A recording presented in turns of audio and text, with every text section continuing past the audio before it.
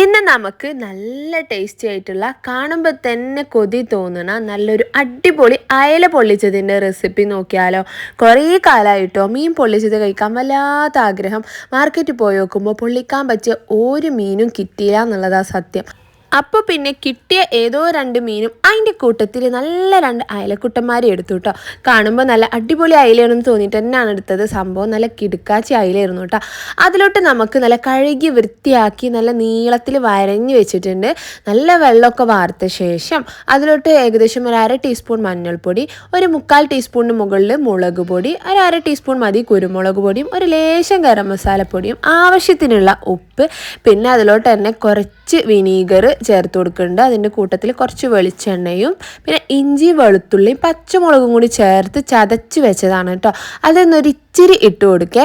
അപ്പോൾ ഇത്രയും ചേർത്തിട്ടാണ് ഞാൻ ഈ ഒരു മസാലയൊന്ന് കൂട്ടിയെടുക്കുന്നത്. അപ്പോൾ ഇങ്ങനെ ചെയ്യുന്ന സമയത്ത് നിങ്ങൾക്ക് വിനീഗറിൻ്റെ പകരം, അതായത് സുർക്കൻ്റെ പകരം നിങ്ങൾക്ക് വേണമെന്നുണ്ടെങ്കിൽ പുളിവെള്ളമോ അല്ലെങ്കിൽ നാരങ്ങ നീരോ ഏതാണോ നിങ്ങൾ സാധാരണ മീനിൽ ചേർക്കുമെങ്കിൽ അത് ചേർക്കാം കേട്ടോ.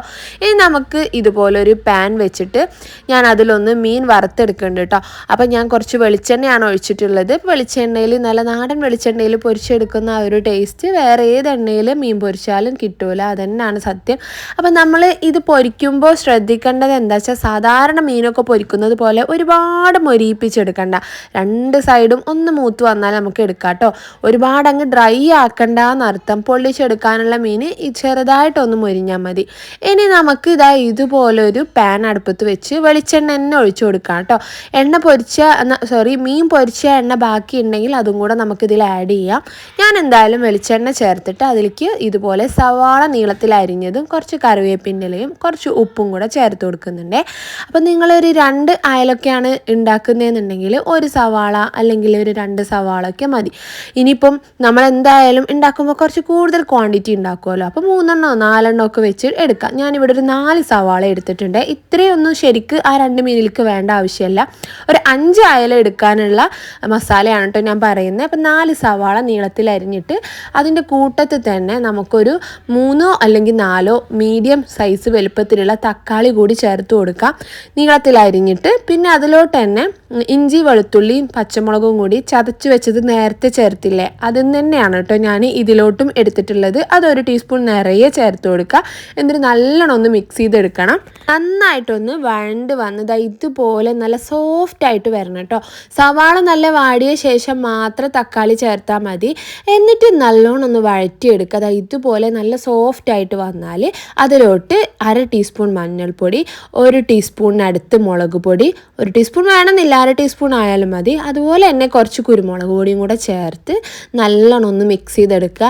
ഇത് നന്നായിട്ട് ആ പൊടികളുടെ പച്ചമുളകൊക്കെ ഒന്ന് മാറി വരുമ്പോൾ ഈ ഒരു സൈസിൽ വലുപ്പമുള്ള പുളിയാണ് കേട്ടോ ഞാൻ എടുത്തിട്ടുള്ളത്. വാളംപുളിയാണ്. അപ്പോൾ അത് കുറച്ച് വെള്ളത്തിലിട്ടൊന്ന് കുതിർത്തിയിട്ട് ആ വെള്ളവും കൂടി നമുക്ക് ഇതിനകത്തോട്ട് ഒഴിച്ചു കൊടുക്കാം. ചെറിയൊരു പുളി, വളരെ ലൈറ്റ് ആയിട്ടുള്ള പുളി മതി. ഒരുപാട് ഓവർ ആവരുത്. കറിക്ക് എടുക്കുന്ന പോലെ ഒന്നും എടുക്കരുത്. പൊള്ളിക്കുമ്പോൾ ഒരുപാട് പുളിയായാൽ ടേസ്റ്റ് ഉണ്ടാവില്ല. എന്നിട്ട് നല്ലൊന്ന് തിളച്ച് കഴിഞ്ഞാൽ നമുക്ക് ഫ്ലെയിം ഓഫ് ചെയ്യാം. എന്നിട്ട് ഇതുപോലെ ഒരു വാഴൻ്റെ ഇല എടുത്തിട്ട് നല്ല കഴുകി വൃത്തിയാക്കി അതൊന്ന് വാട്ടിയെടുത്തിട്ടുണ്ട് ഞാൻ, പൊട്ടാണ്ടിരിക്കാൻ വേണ്ടിയിട്ടാണ്. എന്നിട്ട് അതിലോട്ട് ഇതുപോലെ മസാല ഒന്ന് നിരത്തി വെച്ച ശേഷം നമ്മൾ പൊരിച്ച് വെച്ചിട്ടുള്ള മീനിനെ രണ്ടും ഇതുപോലെ റെഡിയാക്കി നിർത്താം. എന്നിട്ട് അതിൻ്റെ പുറത്ത് വീണ്ടും നമ്മൾ ഉണ്ടാക്കി വെച്ചിട്ടുള്ള മസാല വെച്ച മീനിനെ നന്നായിട്ടൊന്ന് ഇങ്ങനെ കുളിപ്പിച്ച് കൊടുക്കണം കേട്ടോ. ഇങ്ങനെ നന്നായിട്ട് നമ്മുടെ ഈ ഒരു മസാലയിൽ കുളിപ്പിച്ച മീനിനാണ് നമ്മൾ പൊള്ളിക്കാൻ വേണ്ടി പോണത്. അപ്പോൾ നല്ല ടേസ്റ്റ് ഉണ്ടാവും. വാഴൻ്റെ ഇലയിലൊക്കെ ആകുമ്പോൾ പ്രത്യേകിച്ചും അടിപൊളിയായിരിക്കും. കുറച്ച് കറിവേപ്പിൻ്റെ ഇലയും കുറച്ച് വെളിച്ചെണ്ണയും കൂടെ എക്സ്ട്രാ ആഡ് ചെയ്തതിന് ശേഷം നമുക്ക് ഇതൊന്ന് നല്ലോണം ഒന്ന് വാഴൻ്റെ ഇല ഒന്ന് മടക്കി നല്ല സേഫാക്കി വെക്കുക കേട്ടോ. ചെറിയൊരു നമ്മൾ വാഴയൊക്കെ പൊട്ടിക്കുമ്പോൾ തന്നെ ചെറിയൊരു തുമ്പ് പോലെയൊക്കെ അതൊക്കെ കിട്ടുമല്ലോ, എന്താ പറയുക, ഒരു നാര് പോലെ. അത് വെച്ച് കെട്ടുകയാണെങ്കിൽ അതങ്ങ് പോരുമൊന്നുമില്ല.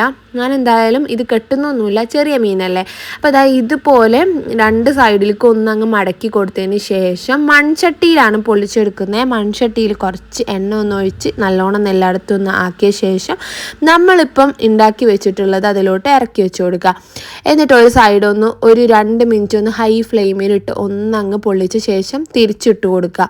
അപ്പം അങ്ങനെ 2 സൈഡും ഒന്ന് നന്നായിട്ടൊന്ന് വെവ് അല്ല നല്ല പോലെ ഒന്ന് ബ്രൗൺ നിറമായിട്ട് വന്നാൽ നമുക്കിതെടുക്കാം. ഇത്രയേ ഉള്ളൂ. നല്ല ടേസ്റ്റാണ്, നല്ല ഫ്ലേവർഫുൾ ആയിട്ടുള്ള അടിപൊളി മീൻ പൊള്ളിച്ചതാണ്. എല്ലാവരും ഒന്ന് ട്രൈ ചെയ്ത് നോക്കിയിട്ട് ഫീഡ്ബാക്ക് അറിയിക്കണേ. വീഡിയോ ഇഷ്ടമായിട്ടുണ്ടെങ്കിൽ ലൈക്ക് ചെയ്യാനും ഷെയർ ചെയ്യാനും കമൻറ്റ് ചെയ്യാനൊന്നും മറക്കരുത്. അപ്പോൾ നമുക്ക് അടുത്ത നല്ലൊരു വീഡിയോ ആയിട്ട് ഇൻഷാ അല്ലാഹ് വീണ്ടും കാണാം. താങ്ക്